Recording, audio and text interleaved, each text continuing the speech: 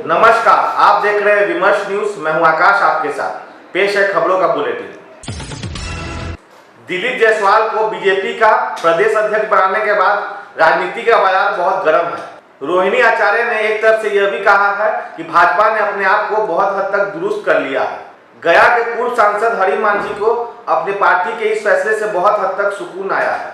दिलीप जायसवाल तब चर्चा में आए थे जब उन्होंने भूमि सुधार विभाग के भ्रष्टाचार के बारे में तीखा बयान दिया था। बिहार के उप मुख्यमंत्री सम्राट चौधरी की जगह पर नीतीश कुमार की सरकार में राजस्व और भूमि सुधार मंत्री डॉक्टर दिलीप जायसवाल को भारतीय जनता पार्टी का बिहार प्रदेश अध्यक्ष बनाने से भाजपा के पूर्व सांसद हरि मांझी गदगद हैं। हरि मांझी ने सोशल मीडिया साइट एक्स पर ट्वीट किया है कि पार्टी ने आज न्याय किया है। लोकसभा चुनाव के नतीजे के बाद से ही हरि मांझी लगातार सम्राट चौधरी पर हमला बोल रहे थे। हरि मांझी ने एनडीए को कुशवाहा वोट के नुकसान पर सम्राट को लेकर कहा था कि हेलीकॉप्टर से घूमने वाले लोग अपनी जाति को वोट नहीं दिला पाए, वो कैसे नेता। आरजेडी और जेडीयू होते हुए भाजपा में आए सम्राट को लेकर मांझी ने ये भी कहा था कि वो कोई 10 पार्टी घूम के भाजपा में नहीं आए हैं, भाजपा में रहे हैं और रहेंगे और इसी पार्टी में मरेंगे भी।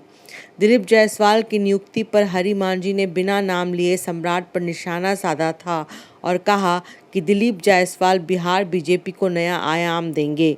जो भाजपा के शुरू से साथ है वही भाजपा की जात है। मांझी ने शुक्रवार सुबह 18 मार्च के एक ट्वीट को डिलीट करने की घोषणा करते हुए लिखा, आज हमारी पार्टी भाजपा, जो मेरे लिए मेरी माँ जैसी है, उसने आज न्याय किया है। अब मैं ये पोस्ट हटा रहा हूँ।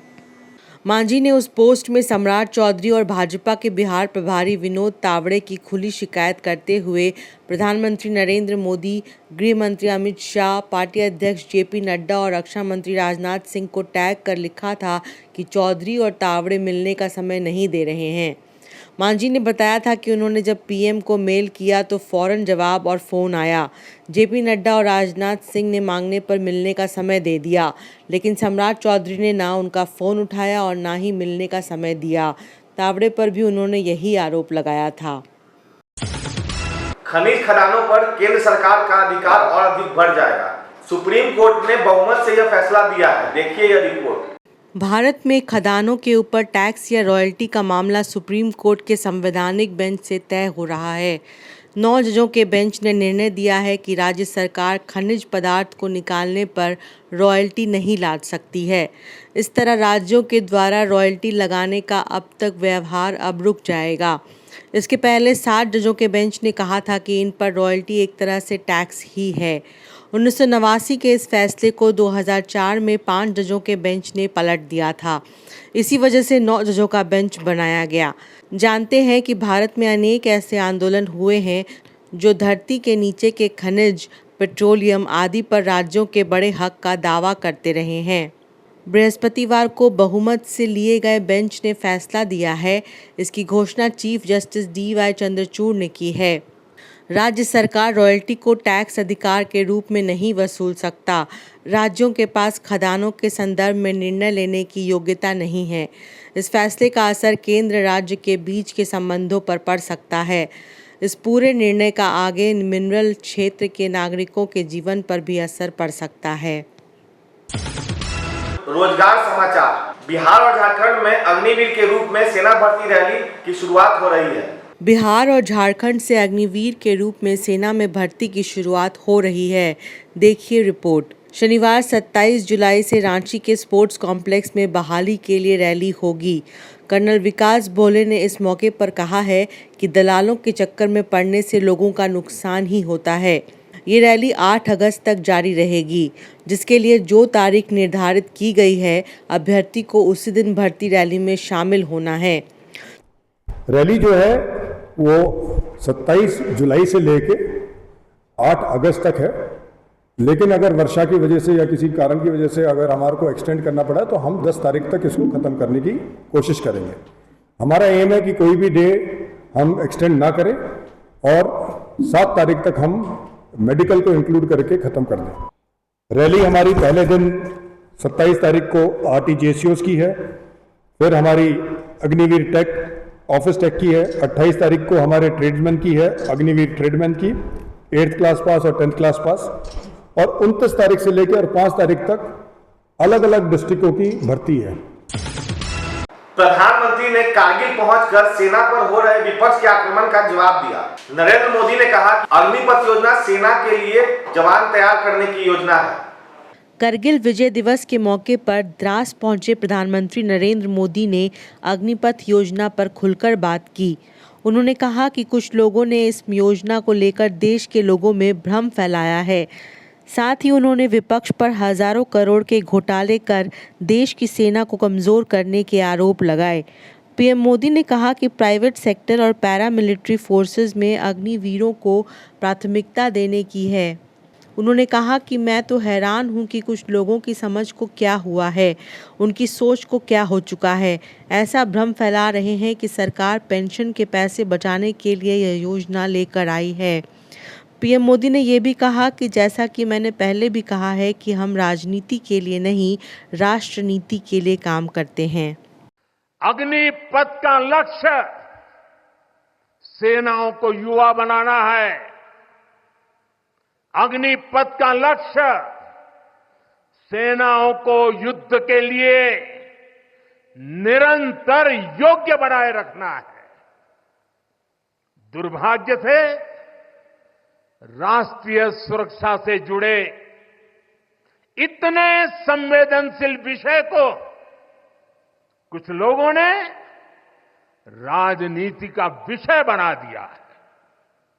कुछ लोग सेना के इस रिफॉर्म पर भी अपने व्यक्तिगत स्वार्थ में झूठ की राजनीति कर रहे हैं। ये वही लोग हैं जिन्होंने सेनाओं में हजारों करोड़ के घोटाले करके हमारी सेनाओं को कमजोर किया। ये वही लोग हैं जो चाहते थे कि एयरफोर्स को कभी आधुनिक फाइटर जेट न मिल पाए। ये वही लोग हैं जिन्होंने तेजस फाइटर प्लेन को भी डिब्बे में बंद करने की तैयारी कर ली थी। साथियों, सच्चाई ये है कि अग्निपथ योजना से देश की ताकत बढ़ेगी और देश का सामर्थ्यवान युवा भी मातृभूमि की सेवा के लिए आगे आएगा। वामपंथियों ने सुभाष मुंडा के शहादत दिवस पर आयोजन किया। शुक्रवार को रांची के दलदली चौक पर वामपंथियों का जुटान हुआ। सीपीएम के पोलिट ब्यूरो सदस्य अशोक दवे ने सुभाष मुंडा के प्रतिमा पर फूल चढ़ाए। प्रथम शहीद दिवस पर कहा गया, सरकार ने उनके हत्यारों का अभी तक पता नहीं किया है। वीडियो में सुनिए कॉमरेड अशोक दवे को। शहीद सुभाष मुंडा अमर रहे, अमर रहे, अमर रहे। शहीद सुभाष मुंडा के सपनों को पूरा करने की लड़ाई तेज करो, तेज करो, तेज करो। दिलीप जायसवाल ने प्रदेश अध्यक्ष बनने के बाद पहले घोषणा की है। उन्होंने कहा है कि 2025 के विधानसभा चुनाव में भाजपा की रणनीति वही रहेगी। दिलीप जायसवाल ने कहा है उन्हें इस बात का पहले से अंदाजा नहीं था, परंतु पार्टी अध्यक्ष की जिम्मेदारी उनको दी गई है और वह इसे अच्छे से निभाएंगे। बिहार विधानसभा चुनाव के पहले बीजेपी ने बिहार के संगठन में उलटफेर करके सबको चौंका दिया है। खगड़िया जिले के मूल निवासी दिलीप जायसवाल पूर्णिया, अररिया, किशनगंज क्षेत्र से तीसरी बार विधान पार्षद हैं। कई वर्षों तक वह प्रदेश भाजपा के कोषाध्यक्ष रहे। अभी सिक्किम के प्रभारी हैं। डॉक्टर जायसवाल को प्रदेश अध्यक्ष की कमान सौंपकर पार्टी ने बड़ी सधी चाल चली है। अति पिछड़ा वोट बैंक को साधने के साथ पार्टी ने अपनी कोर वोटर का ख्याल रखा है। कुशवाहा समाज से आने वाले सम्राट से ठीक पहले संजय जायसवाल भी प्रदेश अध्यक्ष रहे हैं।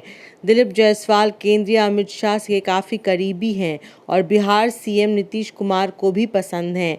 उनके अध्यक्ष बनाए जाने से बिहार में एनडीए के मजबूत होने की उम्मीद बीजेपी ने जताई है। पप्पू यादव एम्स के लिए अंत में कूद गए। वह सहरसा में एम्स बनाने की मांग कर रहे हैं, परंतु यह तय हो गया है कि दरभंगा के पास बाईपास में एम्स का निर्माण होगा। राज्यसभा सदस्य संजय झा ने मीडिया को यह बताया है। दरभंगा में बाईपास के पास एम्स का निर्माण होगा। मार्च महीने में केंद्र सरकार की टीम ने आकर स्थल निरीक्षण कर लिया है। दरभंगा के शोभन में 150 एकड़ जमीन पर दरभंगा एम्स बनेगा। इससे पूर्णिया, किशनगंज, कटिहार के मरीज नेशनल हाईवे से पहुंच सकेंगे और दूसरी तरफ सीतामढ़ी, समस्तीपुर, शिवहर तक आसानी हो जाएगी। भारतीय जनता पार्टी ने बिहार भाजपा में बड़ा फेरबदल किया है। 16 माह से प्रदेश अध्यक्ष पद पर काबिज सम्राट चौधरी को हटाकर नीतीश कुमार की सरकार में भूमि सुधार एवं राजस्व मंत्री डॉक्टर दिलीप जायसवाल को बिहार भाजपा की कमान सौंप दी गई है। दिलीप जायसवाल को बीजेपी का प्रदेश अध्यक्ष बनाने के बाद राजनीति का बाजार बहुत गर्म है। बीजेपी के बड़े और छोटे नेता नए प्रदेश अध्यक्ष दिलीप जायसवाल को बधाई दे रहे हैं, तो वहीं आरजेडी सम्राट चौधरी पर हमलावर हैं। पार्टी सुप्रीमो लालू यादव की बेटी और सारण सीट से लोकसभा चुनाव लड़ चुकी रोहिणी आचार्य ने सम्राट चौधरी पर तीखा वार किया है। सोशल मीडिया के माध्यम से रोहिणी ने कहा है कि अध्यक्ष पद के बाद अब सम्राट चौधरी से मंत्री पद भी छीन लिया जाएगा। सम्राट चौधरी वर्तमान में बिहार सरकार में डिप्टी सीएम और वित्त समेत कई विभागों के मंत्री हैं। सोशल मीडिया प्लेटफॉर्म एक्स पर रोहिणी आचार्य ने सम्राट चौधरी को तिलमिला देने वाला पोस्ट डाला है। उन्होंने लिखा है, सिर भी मुंडवाना पड़ा, पगड़ी भी उतारनी पड़ी, अब अध्यक्षता भी गई, अब हेकड़ी, लंपटई, बदजुबानी, बड़बोलेपन का बचा खुचा भूत भी उतर जाएगा, जब जल्द ही मंत्री पद भी छिन जाएगा। रोहिणी आचार्य ने लिखा है कि पाक पावन रिश्तों पर ओछी टिप्पणी करने वाले, बुजुर्गों के प्रति बदनीयती रखने वालों के साथ बुरा ही होता है। परमपिता परमेश्वर सब देखता है। रोहिणी ने तो एक तरह से कहा है कि भाजपा ने अपने आप को दुरुस्त कर लिया है।